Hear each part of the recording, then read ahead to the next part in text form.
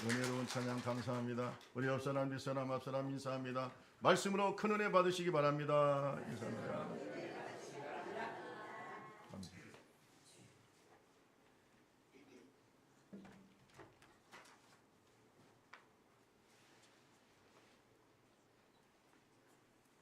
사순절이 시작이 됐죠. 사순절의 상징은 십자가입니다. 교회의 상징도 십자가. 우리 한국의 십자가들을 보고 외국의 관광객들이 깜짝 놀랐다고 하죠. 처음에는 십자가들이 이렇게 빨간 십자가들이 많이 있으니까 처음에는 몰라가지고 저게 뭐냐고, 교회라고. 아이고, 한국에 이렇게 교회가 많은 줄 몰랐다고. 십자가는 교회를 상징하죠. 이번에 미얀마를 가보니까 미얀마는 교회만큼 절이 많아요. 교회만큼 절이 많아. 거의 8%가 불교 신자입니다. 미얀마가 구원받을 줄로 믿습니다. 정말 안타깝더라고요. 우리나라도 옛날에 다 불교 신자였죠. 근데 하나님께서 이 땅을 축복하셔서 저 많은 십자가들이 결국은 오늘 우리 한국을, 대한민국을 세계 10번째 잘 사는 나라. 이제는 1인당 GNP인가요? 이런 것들도 굉장히 올라서 심지어 일본을 추월했다 이런 말을 할 정도로 복을 많이 받았습니다. 옛날에 비하면. 십자가 하면 여러분은 어떤 생각이 떠오르고 어떤 이미지가 떠오릅니까? 어떤 사람은 사랑과 용서를 떠오르고요. 어떤 사람은 이런 말을 하더라고요. 천국으로 올라가는 사닥다리다. 사다리다. 천국으로 올라가는 뭐라고요? 사다리. 그것을 십자가다. 이렇게 노래하는 시도 읽어본 적이 있습니다. 그런데 오늘 저는 여러분에게 제가 말씀을 통해서 깨닫는 것은 십자가는 순종의 상징이다. 순종의 상징. 따라합시다. 십자가는 순종입니다. 예수 그리스도의 순종을 우리에게 보여주는 그러한 철저히 낮추심과 주님의 말씀, 하나님의 말씀 앞에 순종하는 아들의 모습을 십자가를 통해서 우리에게 보여주었습니다. 지난번에 이제 우리가 재수요일이라고 3월 5일을 재수요일이라고 얘기해요. 애쉬 웬즈데이라고. 애쉬 웬즈데이 이게 미국에서도 재수요일을 지키죠. 근데 재수요일은 사순절이 처음 시작할 때 재로 이마에다가 이렇게 십자가를 그리면서 앞으로 참여하면서 하나님 예수님의 고난에 동참하겠다고 하는 그런 결단을 하는 사순절의 시작을 알리는 그런 날이 재수요일이에요. 근데 이제 이 미국의 마코 루비오 국무장관이 이제 트럼프 정부의 처음 이제 이번에 2기의 국무장관이잖아요. 이분이 텔레비전에 나왔는데 사람들이 깜짝 놀랐어요. 제가 그 화면을 좀 보여주고 싶은데 나중에 한번 보여드릴게요. 깜짝 놀란 게 뭐냐면 이마에다가 재로 십자가를 딱 그린 상태에서 출연을 했어요. 처음에는 사람들이 저게 지금 뭐가 묻은 거 아니냐, 좀 닦아줘라 이런 말을 할 수 정도였는데 이분이 아니라고. 이거는 내가 십자가를 그린 거라고. 그러니까 재로 이마에다 이렇게 검정색 십자가를 이렇게 그리고 출연을 했어요. 그래가지고 이제 인터뷰도 하고 그런 걸 봤거든요. 그래서 사람들이 깜짝 놀랐죠. 저게 뭐냐. 그때 이제 이분이 이제 자기 스스로 얘기를 했죠. 재수요일이 시작이 됐기 때문에 믿음으로 그린 거다. 이렇게 얘기를 했습니다. 쿠바 이민자 가정 출신의 가톨릭 신자로서 자기는 재수요일을 맞이해서 기독교 전통에 따라서 한 것이다. 이렇게 해명을 했다고 합니다. 여러분, 십자가 그래요. 이마에도 그리고 목에도 걸고 십자가 달아놓고. 근데 십자가를 통해서 우리가 어떤 것을 배워야 되고, 십자가를 묵상하면서 우리가 이 사순절을 지내는데 우리의 영성은 신앙을 말하죠. 우리의 신앙이 어떤 신앙이 돼야 되는가? 본질적으로 순종의 영성을 갖기를 바랍니다. 순종의 영성을 배워야 되는 거죠. 윤동주 시인 여러분 잘 아시지 않습니까? 그 윤동주 시인의 제가 일본의 모교도 방문한 적도 있는데 일본인들도 이 윤동주 시인을 굉장히 존경합니다. 모교도 자랑스럽게 생각하고 있더라고요. 그런데 이 윤동주 시인의 그 십자가라고 하는 시가 있습니다. 그 시를 제가 쭉 한번 읽어보니까 이런 내용입니다. 여러분 한번 좀 생각해 보시면서 한번 들어보시면 좋겠어요. 쫓아오던 햇빛인데 지금 교회당 꼭대기 십자가에 걸리었습니다. 첨탑이 저렇게 높은데 어떻게 올라갈 수 있을까요? 종소리도 들리지 않는데 휘바람 불며 서성거리다가 괴로웠던 사나이.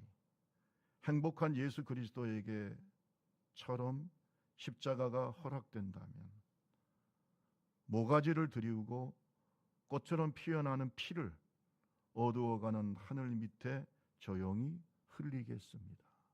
이런 시입니다.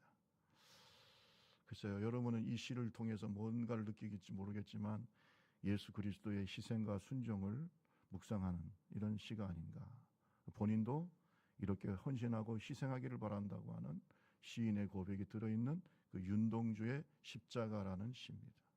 여러분, 오늘 저와 여러분도 예수 십자가를 배우기를 바랍니다. 닮아가기를 바랍니다. 오늘 본문 말씀에 보면 예수님께서 첫 제자인 베드로, 야고보, 요한을 택하시고 그들을 부르시는 장면이 기록이 되어 있습니다. 마치 한 편의 영화를 보는 것 같아요. 우리가 예수님에 관한 영화를 보면 이 부분이 반드시 나오는 그런 영화가 많죠. 그런데 여기에서 주님이 원하시는 제자들의 영성이 무엇인지가 드러납니다. 제자들에게 예수님이 뭘 원하시는가? 뭘 원하실 것 같아요? 순종이죠. 그러니까 제자를 뽑으실 때도 뭘 보셨냐면 순종을 보신 거예요. 여러분과 제가 누구의 제자입니까? 예수님의 제자죠. 크리스찬, 그리스도인이라는 말 자체가 예수를 따르는 자, 제자라는 뜻입니다. 그러므로 우리가 예수를 믿을 때에 뭘 배워야 되는가? 십자가를 통해서 사순절 기간 동안에 순종의 영성을 깊이 묵상하는 지혜로운 하나님의 종들이 되기를 주님의 이름으로 축원합니다. 순종이 뭘까요? 따라합시다. 순종은 믿음입니다. 순종은 믿음이에요. 무슨 말이냐면 믿음의 결과로 순종하는 겁니다. 순종이 믿음 없는 사람이 순종할 수 있습니까? 순종 못해요. 하나님에 대한 믿음이 있어야 되고 하나님의 약속에 대한 믿음이 있어야 되고 심지어는 부활에 대한 믿음이 있어야 순종하는 거죠. 순종하지 않는 사람은 믿음이 없는 사람입니다. 자, 예수님께서 베드로에게 깊은 곳에 가서 그물을 내리라고 말씀을 하셨어요.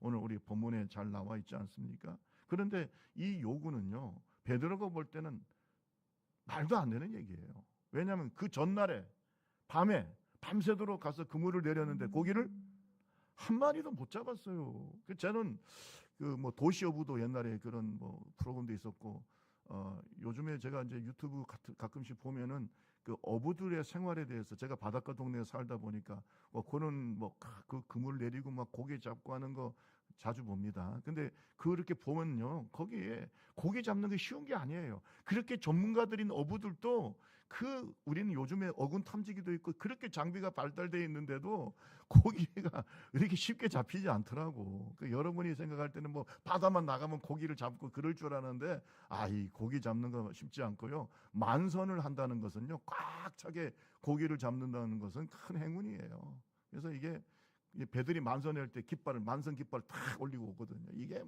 대단한 거예요. 진짜 성공이죠. 그만큼 고기 잡는 게 쉽지가 않아요. 근데 밤새도록 고기를 잡으려고 그물을 내렸는데 잡았다 못 잡았다? 못 잡았다. 빈손으로 와서 빈배로 와가지고 여러분 벌써 빈배로 왔다는 건 얼마나 허탈하겠습니까? 열심히 노력했는데 그래가지고 그물을 씻고 있었어요. 아침에 그물을 씻고 이제는 또 다음에 나가야 되니까. 근데 예수님께서 오셔가지고 많은 사람들과 함께 오셨는데 사람들이 하도 많이 예수님한테 몰려드니까 누구의 배를 탔냐 하면은 누구의 배를 탔어요? 이 베드로의 배를 탔어요. 시몬 베드로의 배를. 빌렸죠. 그리고 난 다음에 조금 띄워주기를 요청했어요. 왜냐하면 사람들이 하도 몰려드니까. 그래서 그 배 위에서 말씀을 전합니다. 그러면 베드로도 들을까요, 안 들을까요? 같이 듣죠. 베드로가 또 듣고 또 그 옆에 있는 뭐 야고보, 요한도 같이 들었겠죠. 동업자들이니까. 예수님께서 배 위에서 그냥 말씀을 가르치시는 거예요. 갈릴리 호수죠. 원래 담수호입니다.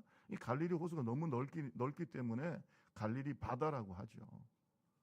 거기서 이제 예수님께서 말씀을 막 전하시는데, 다 전하고 난 다음에 예수님께서 베드로한테 뭔가 보상을 주셔야 될 거 아니에요. 그러니까 뭐라고 그랬어요? 깊은 데로 가서 그물을 내려라. 이렇게 주님이 요구하신 겁니다. 말이 안 되죠. 자기가 지금 전문가인데, 밤에 고기를 잡아야 되는데 낮에, 안 그래도 어제 허탕 쳤는데 갑자기 또 나가라. 피곤해 죽겠는데 지금 또 준비하고 좀 쉬었다가 또 저녁에 나가야 되는데 낮에 나가라는 겁니다. 그것도 또 깊은 데 가서 또 그물을 내리라는 겁니다. 여러분, 이거요, 이 상식적으로 생각하면 베드로는 이런 말을 할 수 있어요. 아니, 당신은 바다에 대해서 뭘 알아?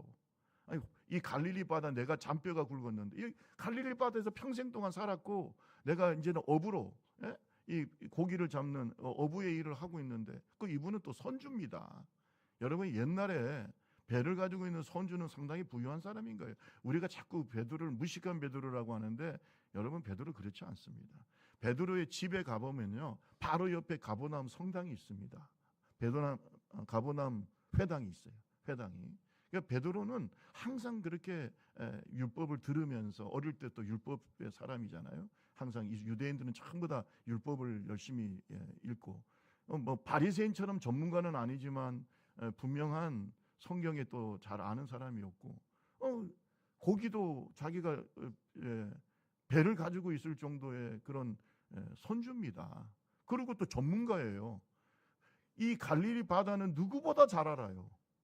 그런데 어제 가서 허탕 쳤는데 갑자기 예수라는 사람이 나타나가지고, 그것도 예수님의 직업이 뭡니까? 육신적으로 직업은 목수예요.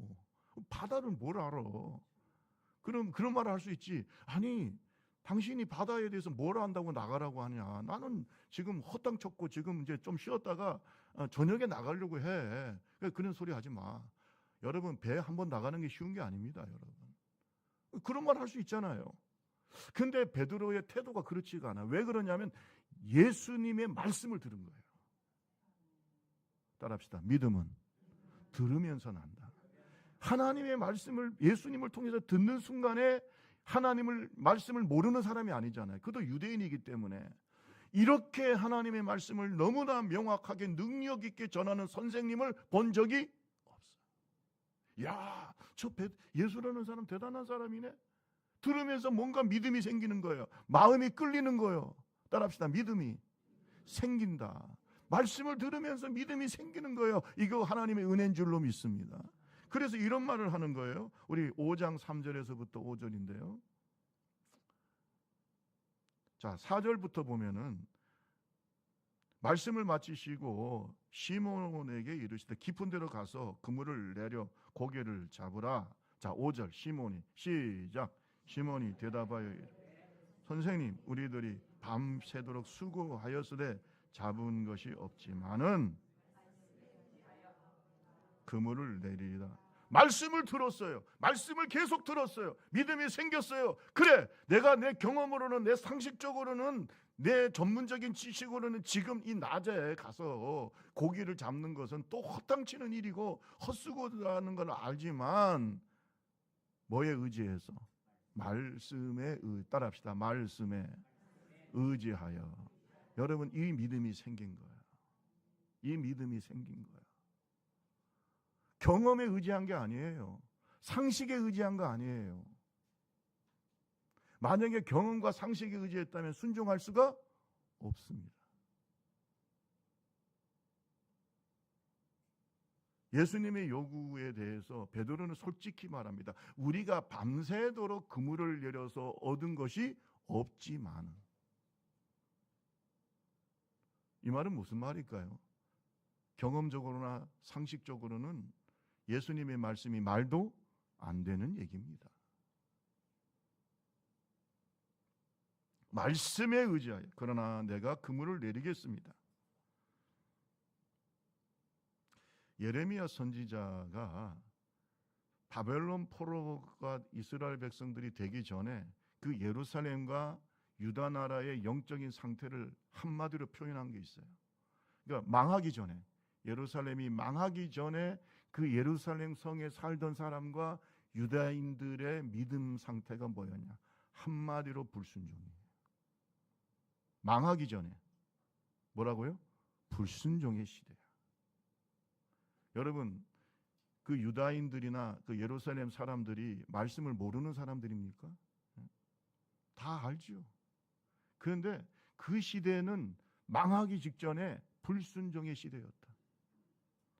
우리 다 같이 한번 성경을 봅시다. 예레미야 26장 5절. 자, 예레미야 26장 5절에 보면 주님의 마음이 나옵니다. 다 같이 읽어봅니다. 시작. 내가 너희 나의 종 선지자들을 꾸준히 보내 그들의 말을 순종하라고 하였으나 너희는 순종하지 아니하여. 이게 멸망의 원인입니다. 여러분, 지금도 똑같습니다. 우리 한국 교회가 지금같이 이렇게 부흥되고 뭐 잘되고 뭐 세계에서 제일 큰 교회가 있고 세계에서 제일 큰 교회, 세계에서 제일 큰 장로교회, 세계에서 제일 큰 감리교회.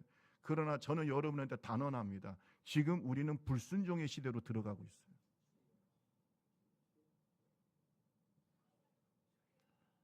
제 말이 틀렸다고 생각하십니까? 지금 우리는 불순종의 시대로 들어가고 있어요. 예전같이 순종하지 않습니다. 사람의 말에 순종하라는 게 아니에요. 하나님의 말씀에 뭐 해야 돼요? 순종해야 하나님의 역사가 나타나는 거죠. 우리 예전에는 그렇게 살았어요. 그때 대한민국이 복받았고 한국교회가 건강하게 성장했어요. 제가 신학생들을 가르치다 보면은 신학생들도 순종하지 않습니다. 옛날에 교수님이 말하면 잘 순종했어요. 그런데 요즘은 아니에요. 자꾸 사람들이 요새 사람들이 그렇다. 예, 그렇습니다. 예루살렘이 망하기 전에가 바로 그렇게 했어요. 예루살렘이 망하기 전에 그렇게 했어요. 내가 부지런히 내 종들을 보냈어. 그런데 너희는 뭐 했다는 거예요? 듣지 않았어. 불순종하고 있어.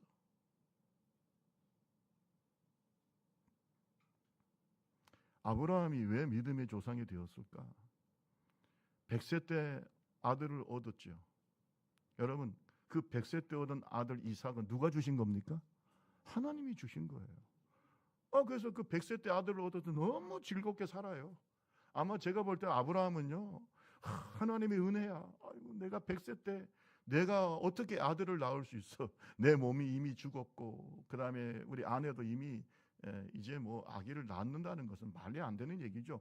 그때 사라가 90세인데 무슨 아기를 낳겠어요. 그런데 하나님이 100세 때, 사라가 90세 때 아들을 주셨다. 아멘. 이것보다 더 큰 은혜가 어디 있습니까? 그 은혜 속에 사는데 갑자기 하나님께서 나타나셔가지고 뭐라고 얘기하냐면, 아브라함아, 네가 100세 때 얻은 그 아들 이삭을 나한테 번제로 바쳐라. 여러분, 번제로 바치라는 말은 뭐 하라는 거예요? 죽이라는 겁니다. 여러분, 이게 말이 된다고 생각하세요? 주실 때는 언제고? 하나님이 왜 그러셨을까? 시험이죠. 너가 정말로 이 이삭보다 나를 사랑하는가? 네가 내가 준 축복 속에 갇혀 있는지 아니면 나를 바라보고 있는지. 오늘날 우리 대한민국 한국교회와 우리를 마치 하나님께서 아브라함을 시험하듯이 시험하시는 것 같아요. 네가 정말로 나를 믿는지, 순종하는지. 이 시험 통과하면 아브라함처럼 믿음의 조상이 됩니다. 좀 아멘. 우리의 믿음으로 우리 자식들이 복을 받아요. 그런데 제가 보면서 느끼는 것이 어렵다. 참 어렵다. 저도 어렵습니다. 순종이라는 게 믿음이 없이는 안 되는 거죠. 믿음 없는데 어떻게 순종하겠어요? 아니, 하나님이 안 믿어지고 그 약속이 안 믿어지고 심지어 부활절 다가오잖아요. 여러분, 사순절이 부활절까지가 사순절인단 말이에요. 그러면 뭐 부활절도 믿어지지 않는데 뭔 믿음으로 순종하겠습니까? 순종은 믿음이 있어야 하는 거예요. 근데 아브라함은 크게 고민하지 않습니다. 아침에 일찍 일어나 그리고 짐을 꾸리고 그 다음에 종 한 명 데리고 이삭 데리고 불 가지고 칼 가지고 출발을 해요. 하나님이 지시하는 땅으로 가요. 그 땅이 바로 예루살렘 성전이 세워진 모리아산입니다. 나중에 거기에 예루살렘 성전이 세워지잖아요. 그리 모리아산으로 가요.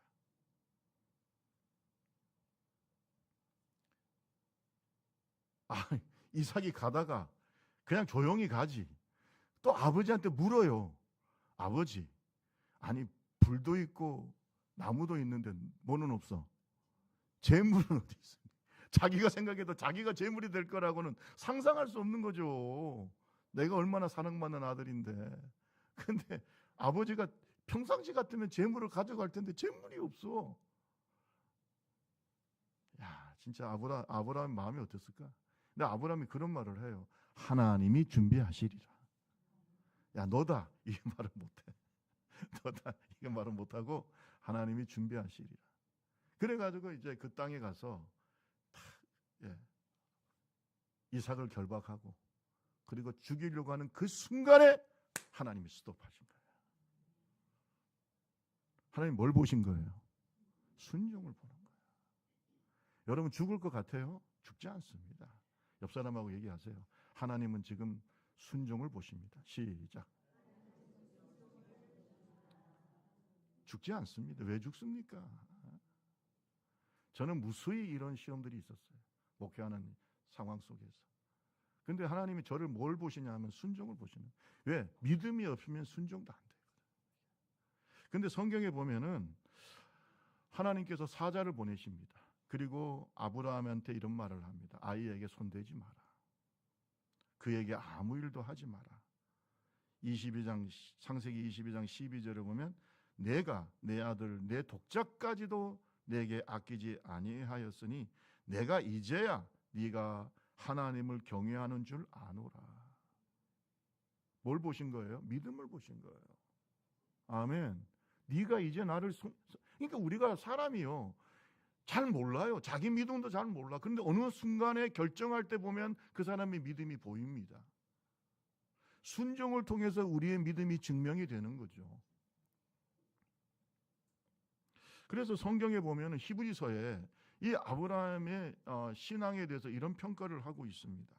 히브리서 11장 17절에 보면은 아브라함은 시험을 받을 때에 믿음으로 이삭을 드렸으니 그는 약속들을 받은 자로되 그 외아들을 드렸느니라. 그에게 이미 말씀하시기를 내 자손이라 칭할 자는 이삭으로 말미암으리라 하셨으니. 그 다음에 19절에 보면 이런 말이 있어요. 그가 하나님이 능히 이삭을 죽은 자 가운데서 다시 살리실 줄을 생각한지라. 칼을 들어 죽이려고 하는 이유는 순종인데 그 속에는 뭐가 있었어요? 믿음이 있었어. 왜? 내가 죽인다 하더라도 아들을 하나님이 다시 왜? 약속의 아들이야. 하나님은 거짓말하지 않아. 이 이삭을 통해서 내 자손이 하늘의 별처럼 땅의 바다의 모래처럼 많게 하겠다고 뭘 하신 거예요? 약속을 하셨는데 설마 하나님이 이 약속의 아들을 죽이실까? 만약에 죽인다 할지라도 다시 어떻게 해요? 살리신다. 이런 믿음이 있는 거예요. 이게 아브라함의 믿음이에요. 그러니까 뭘 하는 거예요? 순종하는. 따라합시다. 믿음이 있어야 순종합니다. 여러분의 믿음이 순종을 통해서 나타나는 거예요. 그래서 저는 그걸 보는 겁니다. 이분이 순종하는가? 사실은 목회를 하다 보면 그 사람 믿음 잘 모릅니다. 솔직히. 왜냐하면 좋을 때는 뭐 보통 자기가 다 천국에 있는 것 같아서 뭐 대단히 믿음 다 좋은 것 같고 또 남도 잘 판단도 하시고 자기는 믿음이 좋은데 다른 사람 믿음이 없다고 자꾸 얘기하는 분도 계십니다. 우리 교회는 없어요. 다른 데 가면은 자기는 되게 믿음이 좋은데 참 저 사람은 믿음이 없다고 그런 분이 종종 있습니다. 그런데 결정적인 순간에 어떤 순종을 보면 그 사람 믿음이 보이는 거예요. 여러분, 우리의 믿음이 순종을 통해서 나타납니다. 그래서 순종은 믿음의 결과죠. 맞으시면 아멘. 그렇지 않습니까? 맞아요. 맞습니다. 두 번째로 우리가 생각해야 될 게 따라합시다. 순종은 기적을 일으킨다. 순종이 뭘 일으켜요? 기적을 일으켜요. 순종은 믿음에서 나오는 거죠. 그 믿음에 대한 보답이 하나님이 주시는 기적이에요. 여러분, 베드로가 지금 깊은 데 가서 그물을 내려라. 예수님의 말씀에 의지해서 그물을 내리니까 믿음으로 간 거죠. 분명히 자기 경험으로나 이성으로 이해가 되지 않지만 예수님의 말씀에 의지하여 배를 타고 다시 바다로 나갑니다. 그리고 말씀에 의지해서, 말씀에 순종해서 그물을 내렸어요. 그런데 그 결과가 어때요? 빈손입니까? 성경을 한번 볼까요? 5장 6절에서 7절. 5장 6절에서 7절. 우리 성경 지금 앞에 잘 안 나옵니다만은 여러분 잘 한번 보세요. 5장 6절에서 7절 다 같이 한번 읽어봅시다. 시작. 그렇게 고기 잡은 것이 심히 많아 그물이 찢어지는지라 이에 다른 배에 있는 동무들에게 손짓하여 와서 도와달라 하니 그들이 와서 2배 채움에 잠기게 되었더라. 그렇게 하니라는 말이 무슨 뜻이에요? 그렇게 하니 말씀에 의지해서 순종해서 뭘 내렸다는 거예요? 그물을 내렸더니 고기 잡은 것이 심히 많아. 너무 많이 잡혀서 그물이 뭐예요? 찢어지게 됐어. 그래서 혼자서 그걸 감당이 안 돼서 다른 배를 불렀어. 그래서 그 2배의 고기가 어떻게 돼요? 아멘 할 때까지 계속 들고 있으세요. 여러분, 하나님이 순종하는 자에게 빈손으로 보내요? 저는 지금까지 주님의 말씀에 순종해서 손해본 적이 한 번도 없는데 여러분은 어떠세요? 순종해서 계속 손해보면 누가 순종할 것 같아요? 예? 여러분, 하나님의 뜻이 분명하고 그 말씀에 순종하면 여러분 이 베드로의 축복과 기적이 있어요. 따라합시다. 말씀에 순종하면 기적이 일어난다. 기적이 있다고 생각하세요? 없다고 생각하세요? 어떤 사람은 목사님 기적이 뭘까요? 기적이 뭡니까? 우리가 볼 때는 대단한 기적이지만 초자연적인 하나님의 능력이 우리의 일상적인 삶 가운데 들어오는 게 기적이에요. 하나님의 손이 내 인생 속에 터치할 때, 하나님의 손이, 능력의 손이 내 인생을 터치할 때 나타나는 걸 기적이라고 하는 거예요. 어떤 사람은 질병에서 치료받아요. 고칠 수 없는 암도 또 여러 가지 질병도 하나님의 손이 터치하면 기적이 일어나요. 어떤 때는 해결할 수 없는 문제가 하나님이 딱 터치하니까 기적이 일어나. 어제까지는 암울했어. 어제까지는 뭐 답이 안 보여. 어제까지는 그냥 홍해가 흘러. 그런데 갑자기 홍해의 길이 생겨버려. 할렐루야. 여리고가 막 무너져 버려. 뭐 또 아멘도 안 하는 사람들은 뭘 모르는 것도 주여. 하나님의 기적이 막 일어나는 거예요. 하나님이 막 손이 임하시니까. 평생 동안 살면서 그런 경험을 안 한다면 우리는 어떻게 하나님을 경험할까? 여러분, 목사님 저는요 지금까지 살면서 그런 거 별로 느낀 적이 없어요. 왜 그런 줄 아세요? 죄송합니다. 순종을 안 해서 그래요. 옆 사람하고 얘기하세요. 순종하면 기적을 경험합니다. 시작. 한 번도 뭐 믿음도 없으니 뭔 순종을 했겠어요? 믿음도 없으니 순종도 안 했고 순종도 안 했으니 뭐도 없어요. 기적은 뭐 남의 얘기지. 다른 사람 간증, 성경 얘기. 그 성경이 하나님하고 자기하고는 상관이 없어. 왜? 순종을 해본 적이 없어요. 재밌어요. 순종하면 재밌다니까. 막 순종하면은 막 설레. 뭐가 설레요? 하나님이 이번에는 어떻게 역사하실까? 이번에 미얀마 여러분 딱 순종하면서 가니까 은혜가 있어요, 없어요? 아멘 안 하시는데. 죽어도 아멘 안 하기로 작정하신 것 같아요. 여러분 힘들 것 같죠? 그러나 순종하면 하나님의 은혜가 있어요. 저도 이번에 가면서 얼마나 두렵고 떨렸는지 몰라.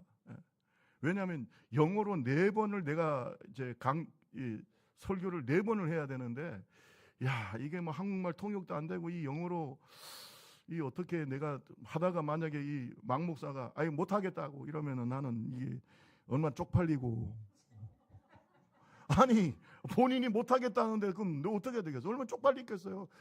하면서 아니 당신이 하는 말이 뭔 말인지 모르겠어 이러면은 미칠 거 아니에요. 나는 그게 성도들 한 200명 300명 모아놓고 우리 성도들 8명이나 갔는데 저까지 성도님들이 더 안 왔으면은 내가 그냥 적당히 그때 내가 넘쳤다 이렇게 하면 되는데 앞에 그냥 7명이 그냥 우리 사모님까지 포함해서 김종도 장로님 그다음에 우리 권사님들 눈이 새붉게 뜨고 그냥 보고 있는데 만약에 뭐 하다가 이쪽도 뭐 통역이 안 되고 뭐 그래가지고 막 뒤죽박죽이 되고 막 아이고 망했다 이러면은 또 가가지고 또 간증하실 거 아니에요. 교회에서 야 우리 목사님 갔더니 완전히 망했다. 그러면 제가 순종한 게 뭐가 되겠어요? 한번 생각해봐. 그런데 제가 부족하지만 네 번의 성회가 잘 끝났다는 거야. 감동을 받았다는 거 아니야. 방언도 했다는 거 아니야. 성령이 역사했다는 거 아니야. 좀 남이 좀 잘 됐을 때 아멘도 좀 크게 하세요. 나도 놀랐다는 거 아니야. 내 영어가 통한다는 게 내가 놀랐잖아요. 놀랐지. 이야, 이게 하나님의 역사죠. 순종하면 하나님이 역사해요.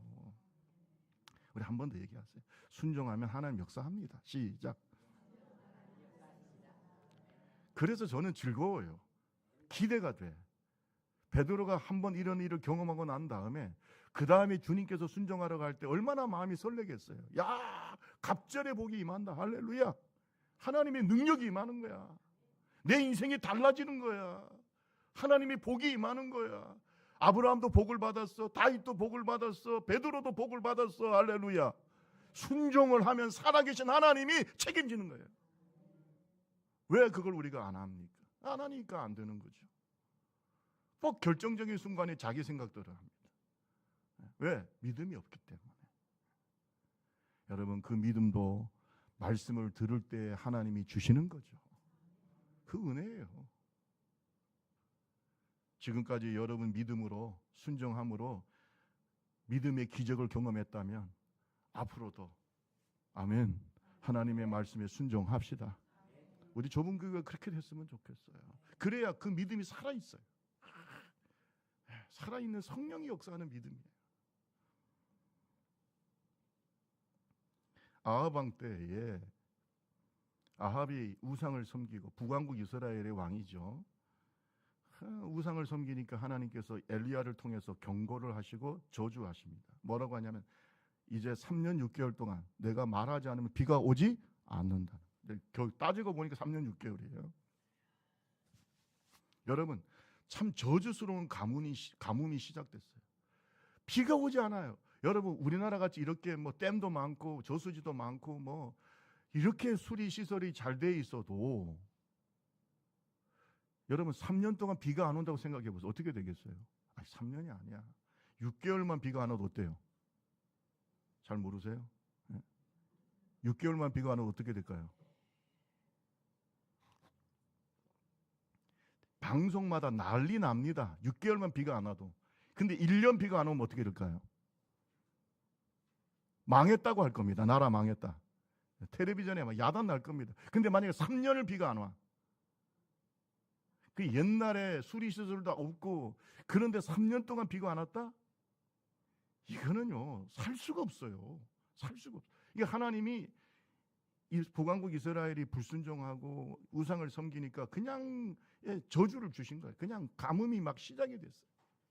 비가 안 와. 그런 상황 속에서 하나님은 엘리야를 먹이시고 입히신 줄로 믿습니다. 거리 시내가에 처음에 보내가지고 거기에서 물도 주시고 고기도 주시고 근데 하나님께서 거기도 말라버렸어요. 하도 가뭄이 오래되니까. 그러니까 누구한테 보내요?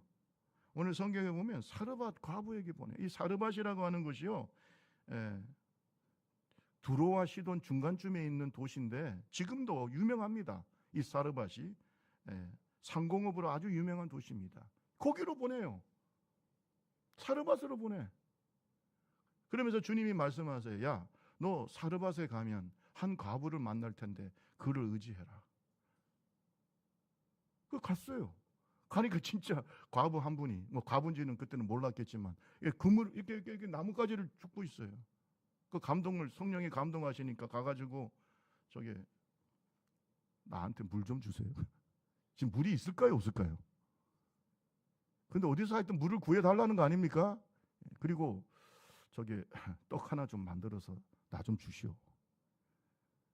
근데 이 과부의 상황을 보니까요, 마지막으로 나뭇가지를 주워서 그것으로 마지막 통의 가루를 다 털어가지고 이제 기름 조금 남은 거 가지고 빵을 해서 먹고 어떻게 하려고? 애들하고 죽으려고 지금 내가 이게 뭐 이게 입이 말라요. 그때 사르밧 과부의 상황이 그런 겁니다. 이거 지금 마지막으로 이렇게 해서 이제 먹고, 왜냐하면 가뭄이 계속되니까 살 수가 없잖아요. 그러니까 이제 마지막, 근데 제가 볼 때 그때까지 견딘 걸 보면 이 여인도 보통 지혜로운 여인이 아니야. 어쨌든 자식들을 먹여 살리면서 그때까지 과부가, 옛날에 과부가 얼마나 힘들게 살았겠어요. 홀로, 남편도 없이. 그런데도 그냥 어떻게 살았어. 근데 그 어떤 남자가 와가지고, 주의 종인지 무슨 뭔지 모르겠지만 와가지고, 야, 그거 너 물 좀 주고, 마지막 남은 물. 그 다음에 그 통에 가루 그 마지막 남은 거 다 해가지고 자기한테 주고. 그러면 자기는 어떻게 하라는 거예요? 이왕 죽을 텐데 빨리 죽어라, 이 말인가? 여러분, 이 얘기 듣고 난 다음에 사르밧 과부가 답답한 거예요. 이 남자가 이게 지금 뭔 소리를 지금 하는 거냐고.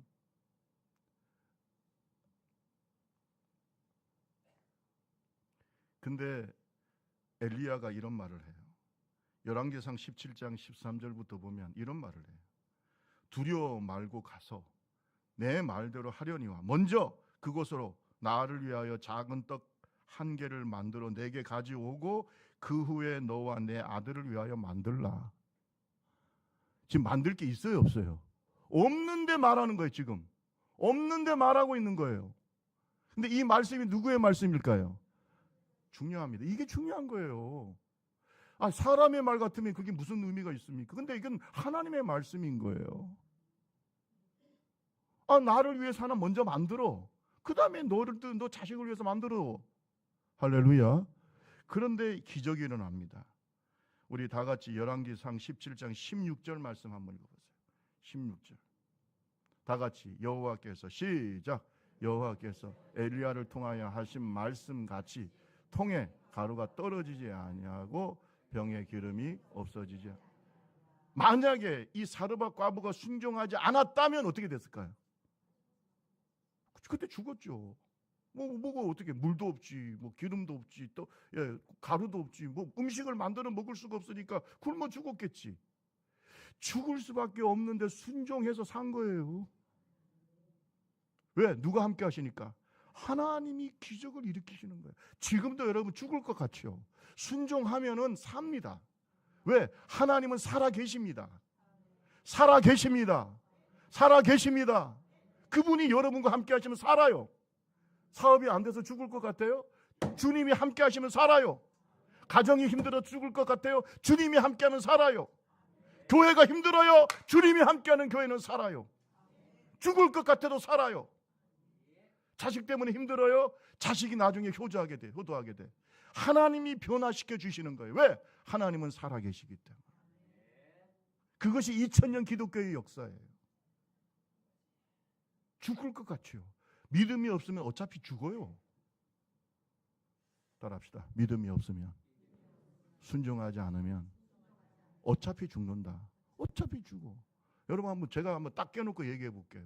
우리가 아무리 잘 살아도 강간은 몇 살이에요? 80이야.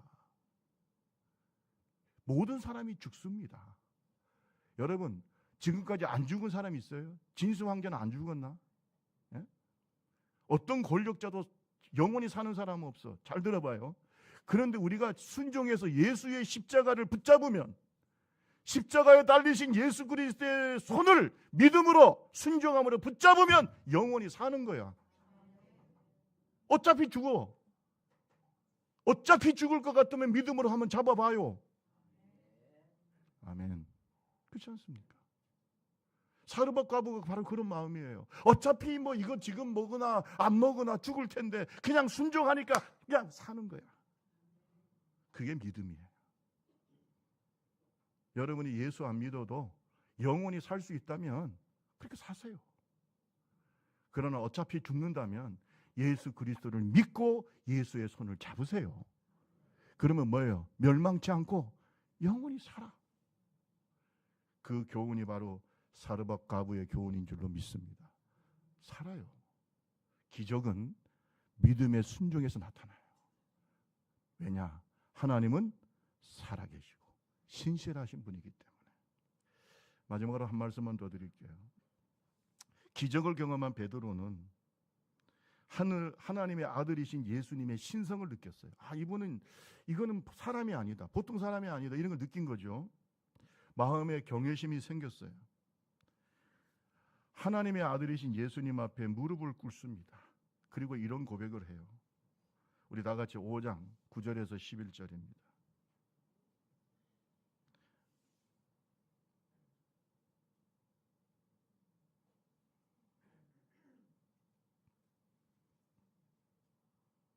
우리 8절 한번 읽어볼까요? 8절.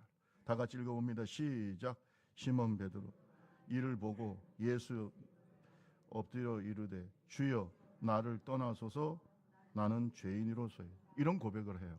나는 죄인입니다. 여러분, 거룩하신 하나님을 만났을 때 우리 인간이 나타날 수 있는 표현이 바로 이런 겁니다. 나를 떠나 난 죄인입니다. 이걸 느끼는 거죠. 그리고 난 다음에 예수님께서 베드로와 그 제자들에게 말하십니다. 야, 이제 이후로는 너희가 사람을 취하리라. 여러분, 이 말씀이 무슨 뜻입니까? 나를 따라오느라 내가 너희를 사람 낚는 어부가 되게 하리라. 그런데 오늘 본문 말씀에 보면 우리 다 같이 한번 읽어볼까요? 11절 한번 읽어봅시다. 11절 시작. 그들이 베드로를 육지에 대고 모든 것을 버려두고 예수를 따르니. 제자가 됐다는 거 아닙니까? 주님을 따라가서 제자가 됐어. 그래서 베드로는 수제자가 되죠. 잘 들어보세요. 그러면 예수님께서 베드로와 제자들을 뽑으실 때의 기준이 뭘까요? 조건이 뭡니까? 자, 처음에는 야, 너 깊은 데서 가서 뭘 내려라? 그물을 내라. 뭘 보신 거예요? 순종을 보셨죠. 자, 마지막에 제자들을 부르실 때도 나를 따라오면 너희가 사람을 취하리라. 사람을 낚는 어부가 되게 하리라. 뭘 보신 거예요? 순종 보시죠. 제자도의 본질, 잘 들어요. 우리가 지금 제자 훈련 많이 하는데 잘 들어보세요. 제자의 삶의 본질이 뭐냐? 핵심이 뭐냐? 순종입니다. 여러분, 제자 훈련 백날 해도 소용없어요. 순종하지 않는 사람에게는 주님의 제자의 자격이 없는 겁니다. 제자는 어려워도 예수 그리스도를 믿고 뭐 합니까? 순종합니다. 어려워도 순종해. 그게 바로 스승이신 예수님에 대한 믿음이에요. 오늘 저와 여러분이 그리스도인인 줄로 믿습니다. 여러분이 꼭 제자 훈련을 안 받아도요, 순종하면 주님의 진정한 제자예요. 그래서 제자도의 핵심과 본질은 순종입니다. 여러분 쉽겠어요? 지금 자기 배도 버려두고 그다음에 뭐 하던 일도 버리고 예수님을 따라서 이제 예수님과 함께 동고동락을 3년 동안 해야 되는데 그게 쉽겠냐고요. 그런데 순종을 통해서 제자가 되는 거예요. 오늘날 우리가 베드로라고 하는 이 이름을 기억하는 것은 그의 순종을 통해서 이루어진 줄로 믿습니다. 오늘 미국 사람이나 영미권에 있는 사람들이 가장 좋아하는 이름들이 바로 이 피터, 베드로라는 이름이고요. 그 다음에 폴, 바울이라는 이름이에요. 왜 그랬을까요? 그들의 순종이 이러한 축복을 낳은 거예요. 제자도의 본질이 뭘까? 순종이에요. 우리 옆 사람하고 다시 한 번만 얘기합시다. 순종으로 제자가 됩니다. 시작. 여러분, 예수님의 십자가를 통해서 뭘 느낍니까? 예수님은 죽기까지 뭐 하신 거예요? 순종하신, 그게 십자가예요. 우리가 사순절 기간 동안에 이걸 배우지 못한다면 우리는 사순절의 진정한 의미를 잃어버리고 있습니다. 오늘 저와 여러분, 주님 앞에 순종을 배우는 하나님의 종들이 되기를 주님의 이름으로 축원합니다. 진정한 그리스도인, 크리스찬은 순종해야 돼. 만약에 오늘날 국회에 있는 그리스도인들, 이 땅을 이끌어가는 지도자들이 순종의 영성을 배우고 또 순종하는 삶을 살았다면 오늘 대한민국이 이렇게 어지럽지 않습니다. 제가 볼 때는 가짜가 너무 많아요. 순종합시다. 하나님의 말씀과 인도하심에 순종하는 하나님의 종들이 되기를 주님의 이름으로 축원합니다. 세계적인 부흥사인 빌리 그레함 목사님, 현대인이 가지고 있는 5가지 망상을 얘기했어요. 몇 가지 망상? 5가지 망상. 첫째는 도박을 통해서 행복을 꿈꾸는 망상. 첫째, 도박을 통해서 행복을 꿈꾸는 망상. 두 번째, 돈으로 행복을 추구하는 망상. 내가 돈 많이 벌면 행복할 거다. 이게 망상이라는 겁니다. 돈이 행복을 보장해 주지 않아요. 세 번째, 신이 없는 평화를 추구하는 망상. 하나님 안 믿어도 이 세상은 평화로울 거다. 이런 망상이라는 거예요. 네 번째, 인간의 선행으로 구원받겠다고 하는 망상. 사람이 선행을 많이 하면 구원받는다. 이 망상이라는 겁니다. 마지막으로 뭐냐? 여러분 잘 들어보세요. 하나님과의 영적인 만남이 없는 종교인들의 망상. 하나님을 만나지 못하고 믿음이 없는 자는 그냥 종교인이지 제자가 될 수는 없습니다. 오늘 저와 여러분 순종을 통해서 주님 앞에서 진정한 제자로 거듭나시기를 주님의 이름으로 축원합니다. 십자가 위에서 보여주신 예수 그리스도의 영성은 우리에게 순종을 보여주신 겁니다. 다시 얘기하면 순종은 믿음이에요. 순종은 기적을 일으켜요. 순종은 제자도의 본질이에요. 순종을 배우는 저와 여러분 되시기를 주님의 이름으로 축원합니다. 찬양합니다. 예수 우리 왕이여. 찬양집 179장 찬송하겠습니다.